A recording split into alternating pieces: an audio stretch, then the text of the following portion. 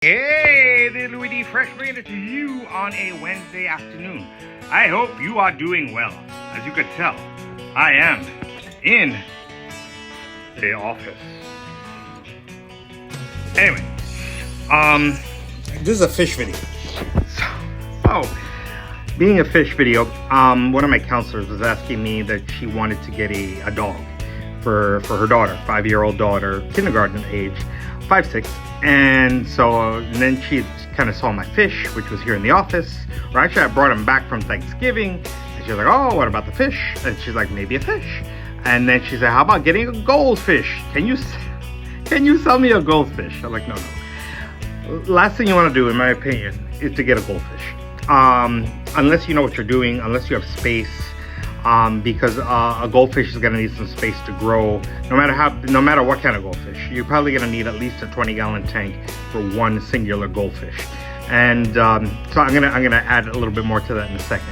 But so what I think, and I know I did a video on this on my fish here at the office, but I want to give you like really basic things, and this is for you, oh counselor, that keep it simple. And I think the best thing for your daughter, and for anybody who's just kind of, hey, I just want to see something swimming around. That's the word she said, something swimming around, would be a betta fish.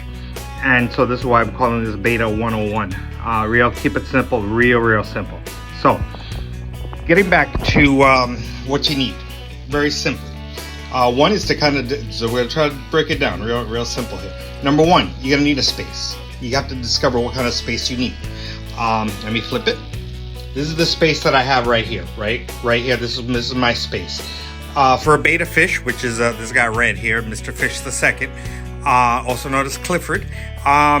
What he needs is at least a half-gallon bowl at the very least. But that's, in my opinion, the very least. But most people recommend 5 gallons or 5.5 gallons. So I like to make sure that everybody is aware that, the bigger the better.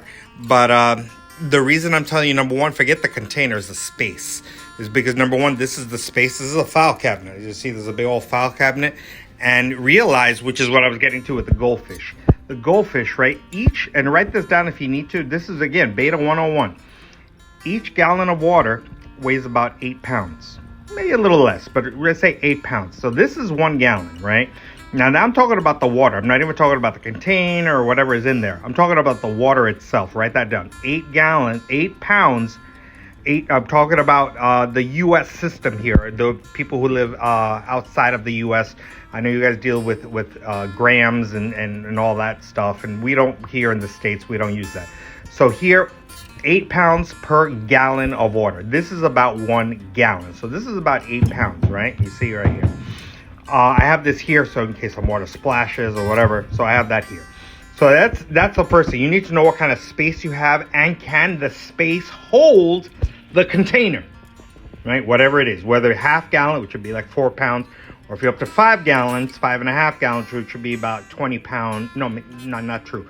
About 5 gallons would be about 40 pounds, right? So that's why you really need to be aware of that, okay? That's number one. Number two, decide on what kind of container you want. This container is you can see here, is 1 gallon. You can have a round, you can have what have you, depending on what you like. Again, if you want to see something swimming around, there he is, swimming around. Anything from a half gallon to about 5 gallons would be great. If you have more than 5 gallons, I think you might as well get something else. But anywhere between half gallon and 5 gallons, I think it's keeping it simple. So again, 101, the space. What kind of space will you have? Will the space be able to hold the container? The container here, in this case, is 1 gallon. Again, whatever kind of design you want, anywhere between a half gallon to about a gallon. 5 gallons, I would say, at most for one of these guys. I think that's fine. That's fine. Next thing you're gonna need, right? And I don't know if you just realized what he did, right? That this is an unusual thing for the betta fish is being shy now. Is that he doesn't need a filter. He took a little gulp of air right up here. I wish he would do it again. Let's see if it does it again. Maybe not. All right. So you don't need a filter. But I think you should have one, because or else you're going to be cleaning this container out at least once or twice or 3 times a week. And you're going to be dumping out all the water and putting the water back in. So another thing that you might need, in my opinion, is a little filter. This came with the tank. This is a little sponge filter. And you do need that little cylindrical thing right there, because as you see here, that creates a suction. That cylindrical thing right there. See how the bubbles are coming up there, and what that's causing like a vacuum. See all that dirt, that debris there? That's sucked up from those. I was like, what? That's really what that does. And so I'm gonna actually clean that out on Friday, because I clean it out every other week. And so that's why it keeps it simple. You know, again, you don't have to worry about cleaning it out all the time. I take out about half the water in this thing, this little container, with this little cup, about one every other week. Literally, I fill this up, put the water here, and I squeeze that sponge filter in the dirty water here, because that keeps the bacteria level there. I actually have to take out my little bacteria bottle in a second. So, next thing, in my opinion, you don't need a filter. Wait, you see how he took a gulp of air? So you don't need a filter, but it would be good to have one. Next thing you're gonna need are rocks, and I always hated rocks. You go back on my archives, I always complain about substrate, and oh, you don't need it. I hate to break it to myself, but I am.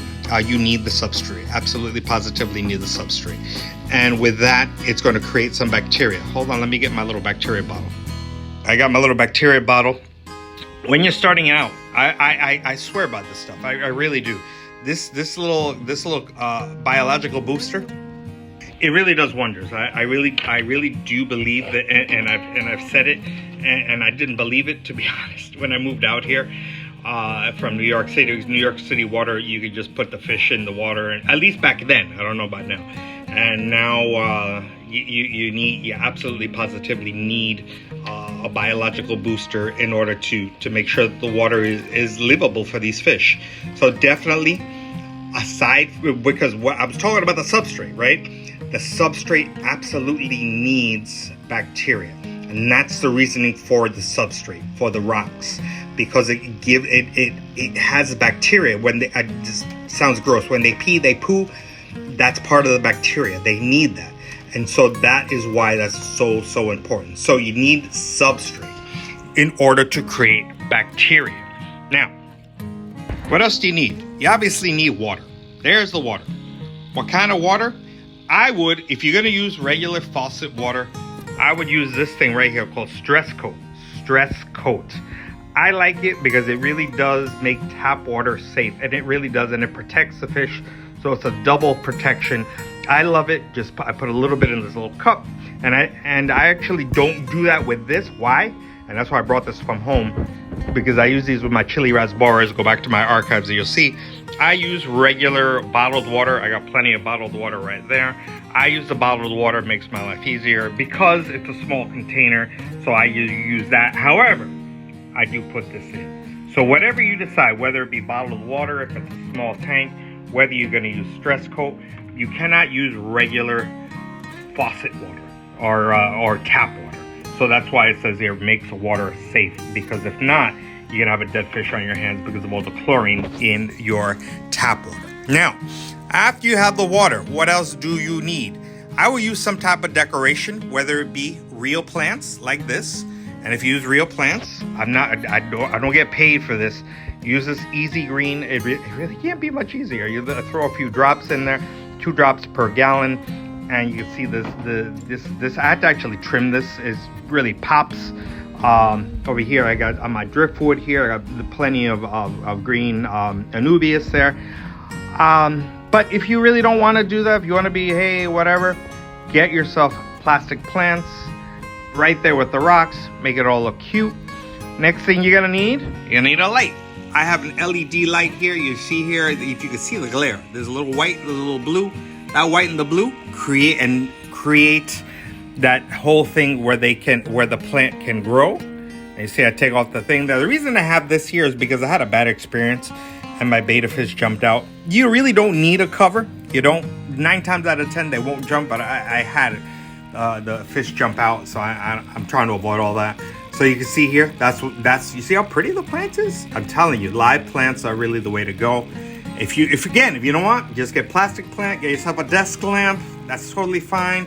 But I would say go get some type of, what do you call this thing? Timer, because I'm not here very often. I'm not. So with that said, I'm not here to turn this on, turn it off. The timer turns it on, turn it off.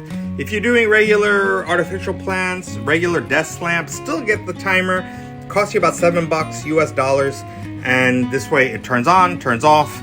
And this way they have a feeling of it's nighttime, it's daytime. Keep it simple. So again, in review, you need a space, right? For the container, Betta 101. You need a filter, in my opinion, in order to keep it simple. And you see, very keep it simple. Next thing you need substrate in order to create the bacteria, right? And then, of course, what do you need? You need the water. There's the water. Again, either bottled water or make it tap water safe. So now you got the container, you got the space, you got the substrate, you got the filter, you got the light, an LED light, or whether it be natural plants or fake plants. And I think last but not least, before you get the fish, you need a heater. You need a heater. I like this heater. It's a no-nonsense, keep it simple. It's 10 watts, I believe, 10-watt heater. It's actually a digital heater. I don't gotta worry about it. I set it to, so you can see, authenticity. 78, the ideal temperature. Oh, yeah. You see, that's what it's set to, 78 degrees. It's set to 78. And right now it is heating. So you see it's on 75, or not heating, it is, well, nevertheless, it will heat because right now it's not heating at all. And once the temperature, because it's chilly in here, it'll eventually go back up to the ideal 78. I love it because I can't go wrong, and it'll stop at 78. It's not like it's gonna go, oh my God, it's gonna overheat. It's fabulous. So I love my heater. I've had it. I spent a couple of bucks on it, but I tell you what, you get what you pay for. So last but not least, what do you need? The fish. Why am I telling you? Again, I know I'm running a little late here, but I just like to be authentic. Get yourself a simple fish. I get this at my local Petco. They're $4. That's how much red over here is worth, $4. I know they have ooh la la, betas. They can run you $10, $20, $30, $40, $50. I think he's cool. Again, trying to keep it simple, trying to keep everything very, very basic. And last but not least, you need your food. I like this food right here, Betta Pro. I'm gonna write it down, Betta Pro. Flip open the lid. I'm gonna see some authentic action here. I just shake it a little bit, and there he goes. He's eating. See, just like that. Oh, yeah. You see him? There he goes. He eats. Now you say, "What? That was nothing." I feed this guy twice a week. That's literally it. I may feed him one more little pinch before. Oh, you see him? One more little pinch. That's it. Remember, the more they eat, the more they pee, the more they poop. So again, that's it. That's all you need in a Betta. If you want to see something swimming around, that's it. Last time, again, the teacher and me, authenticity. I'm gonna put my little cover here. Last thing, Betta 101. Punto. That's it.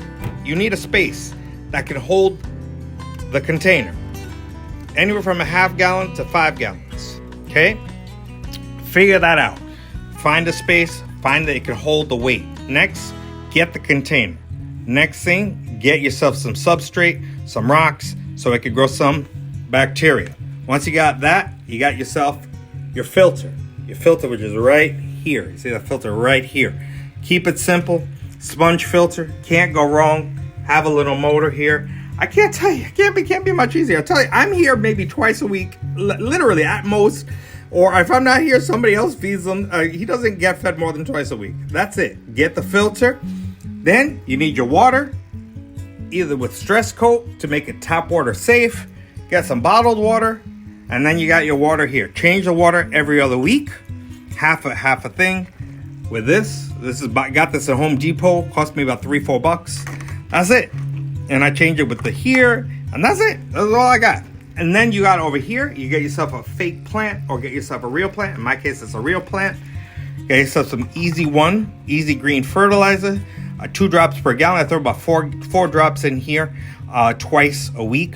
That's about it, literally. And get yourself a light. Well, if you want to go to artificial light, get yourself a desk lamp. If you want to grow plants, get yourself an LED lamp. Get yourself a timer, so this way you don't have to worry about when you're gonna turn it on, turn it off.